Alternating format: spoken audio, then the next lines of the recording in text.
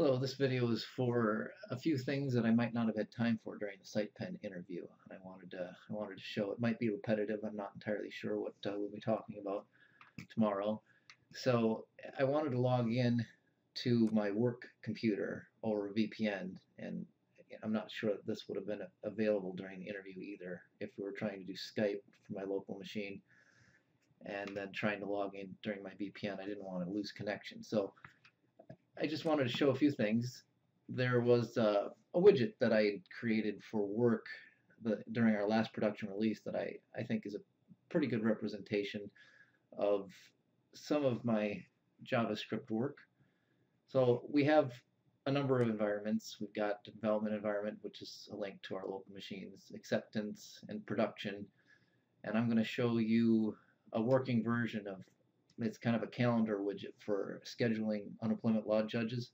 During the day, we have a number of issues that come up while people are applying for benefits, and there need to be staff that have the ability to rearrange and block unemployment law judges' schedules.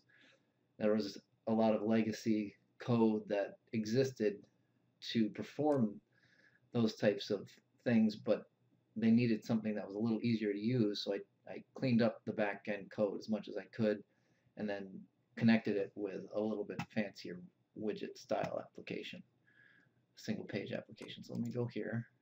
You can log in as staff. And so much of this other legacy application is, clicking links or clicking buttons, and you'll transition to a new page.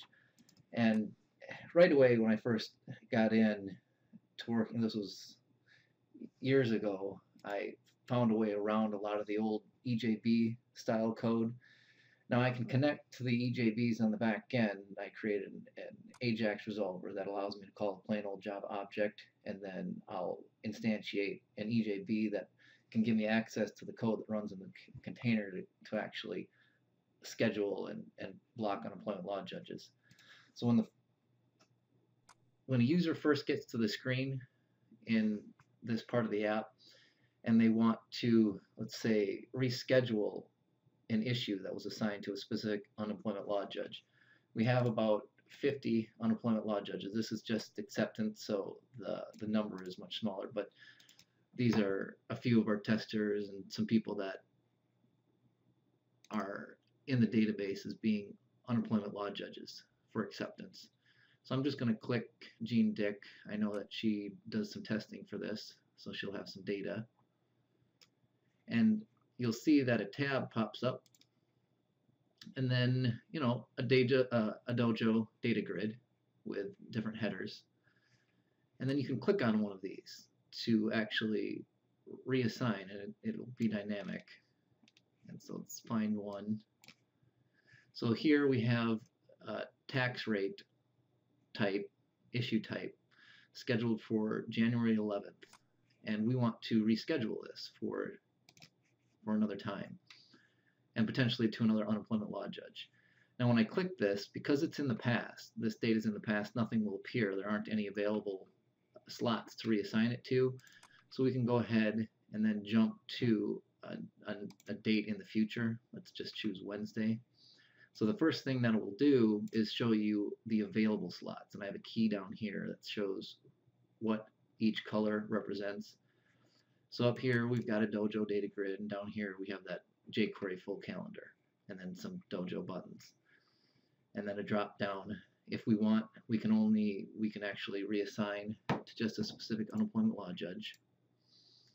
So we've got, let's say we want to reassign this to Carrie Buckholz. We can find, if she has anything available for that day, and it's not coming up with any options. So let's show some detail to see if why she's unavailable.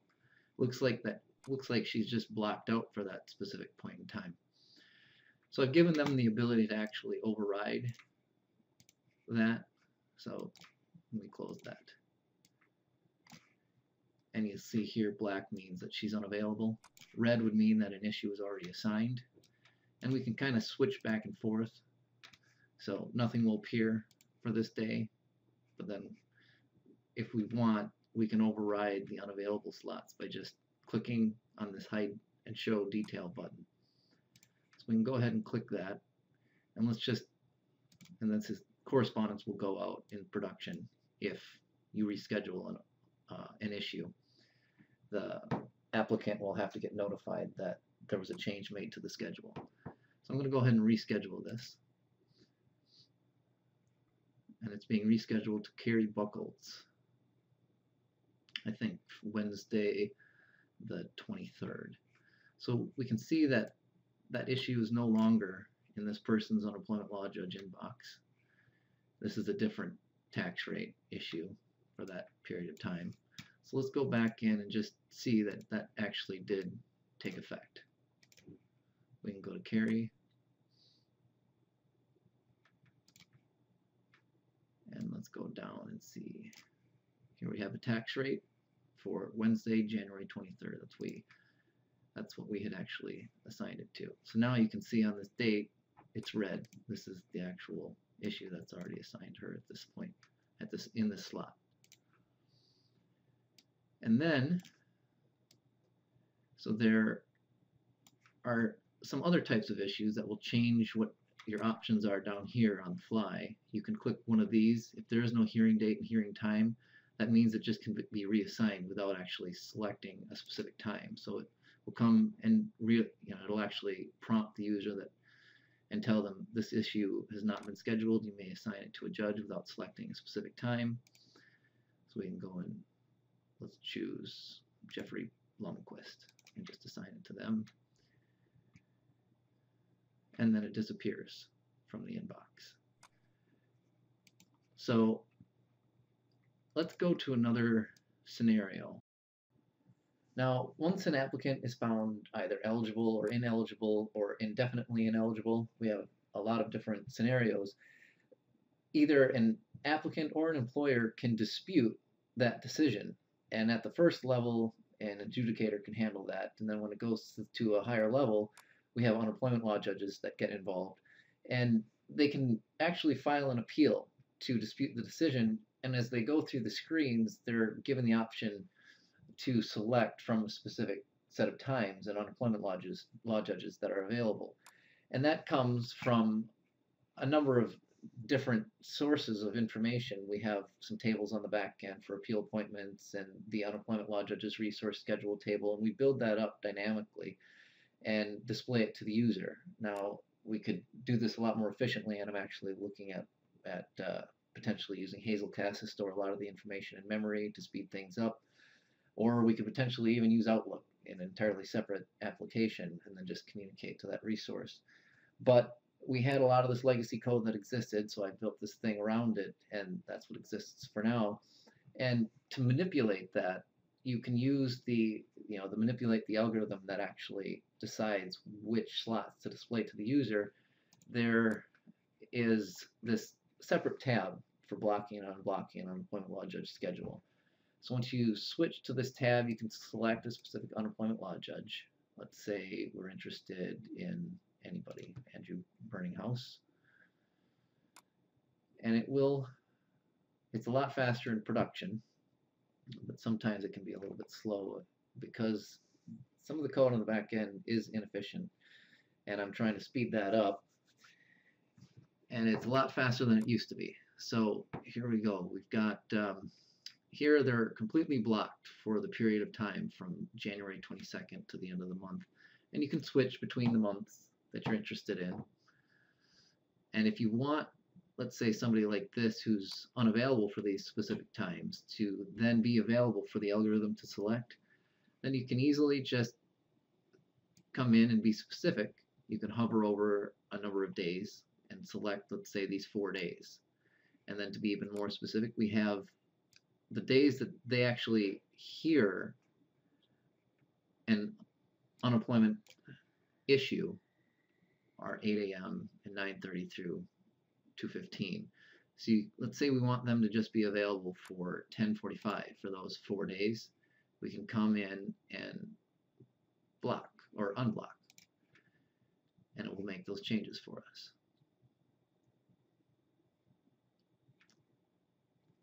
Take a little time. As I said, production is a lot faster just because the machines are a lot faster. And then So here we can see that 1045 is unblocked now. It's available. You can see that down on the key. Blue means available. Now, this block view button is a more efficient way to make changes for larger periods of time all at once without actually having to select specific days like that. You can then instead, if you wanted to, you can switch between these different views, week, day, month. And let's say all we were interested in was doing the same thing for each day on this screen, on this view. We could come up here, click the block view, and if these weren't selected, you can select them all at once, or you can still be specific, but rather than having to select specific days, using the calendar this way by hovering over, you can just click that, and then let's say we block the entire view, and everything is blocked. Now we could switch back to the month view as well and see how that works.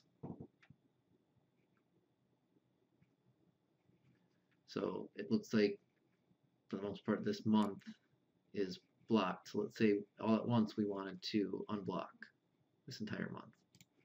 Come in here and just click unblock. It'll take a little bit of time. But you can see that this widget, without having to leave the page, can do quite a few things. And one of the things that I wanted to show now is a little bit of the code, rather than just being able to see what it does, being able to see that it's pretty easy to maintain as well. The first thing that I wanted to show is the markup that's required for creating an appeal dashboard. And as you can see, it's very minimal.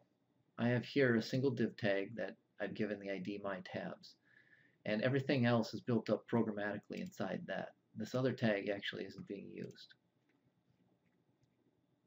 If we look at the JavaScript that's specific to this page, you can see it's using the new AMD loading that was introduced in version 1.7 of Dojo. And to create an appeal dashboard, it's just 3 calls to the constructor function and then the initialize and create main menu functions. If we look at the appeal dashboard file, you can see it uses the naming convention of capitalizing the constructor, and then the other functions are associated with that using the prototype property. The other files that are associated, I create objects for the appeal calendar so that they can be reused. And this appeal calendar specifically can be reused in the appeal dashboard reschedule tab and that block unblock tab. Now, one of the more interesting functions, this fetch events function, I can use to describe how I get information from the back end and retain the context of the callbacks.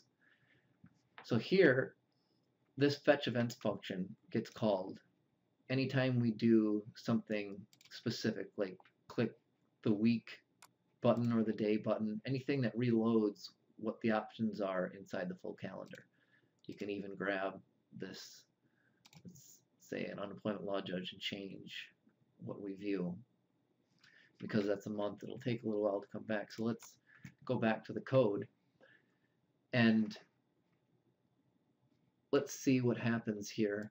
The first thing that we do is we want to associate that fetch events function with this specific context, so this tab. And here I use Dojo Hitch for that.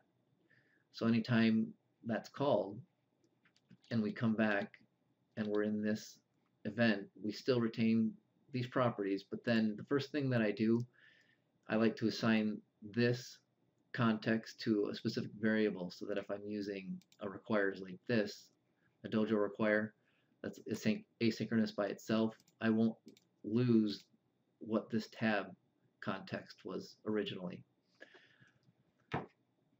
And then once inside here, to actually retrieve the available appointment options, I use something that you're probably familiar with, which is DWR, direct web remoting, and that's because we use, for our legacy code, we use Java on the back end.